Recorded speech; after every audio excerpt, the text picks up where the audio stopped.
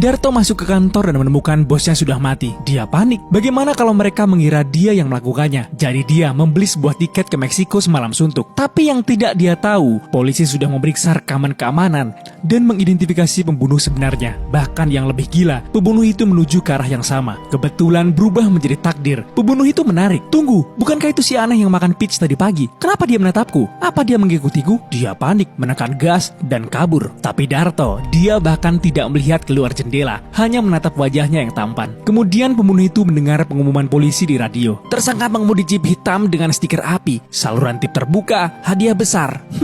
Sepertinya tidak bisa mengemudi mobil ini lagi. Jadi dia menepi dan pergi. Sementara itu, Darto hanya merebahkan kursinya untuk tidur siang. Tetapi sang sopir berkata, akhirnya ternyata orang yang menjual tiket itu menipunya. Dia menukar jam tangan desainer dengan tiket bus setengah jalan. Sopir berkata, cukup naik ke jalan raya, lewati pegunungan, tunggu sungai, lintasi 2 desa, lalu boom, Meksiko. Kemudian dia mendorongnya keluar dari bus. Darto berjalan keliling perbukitan sepanjang malam. Dia hanya berjalan menuju Meksiko, tetapi kemudian dia berbalik. Itu adalah jeep yang sama yang dicuri oleh pembunuh itu. Bukan karena Darto tahu itu, dia mencabut kabel untuk menghubungkannya. Lalu melihat kunci hanya tergeletak di sana. Darto mengendarainya menuju motel di kota kecil. Dengan menutupi wajahnya sebagian, tamu hotel menyuruhnya untuk mendaftar. Darto berhenti sejenak, lalu menulis nama palsunya. Pria itu melihatnya, Bartolomeo Peklektik Junior. Ya, dia mencurigainya. Kemudian matanya beralih ke sebuah koran. Koran itu mengatakan pembunuh jeep api masih buron. Dia bertanya, itu mobilmu di luar? Darto terkejut. Apa? Kamu kira itu mobilmu? Pria itu tidak bisa memaksa, hanya menyerahkan kunci. Lalu mengangkat telepon untuk menelpon polisi. Begitu Darto selesai mandi, dia dengan santai melirik koran dan hampir gila. Saya baru saja mengambil mobil itu pagi ini, dan mereka sudah menjalankan cerita itu tadi malam. Tiba-tiba suara ketukan terdengar.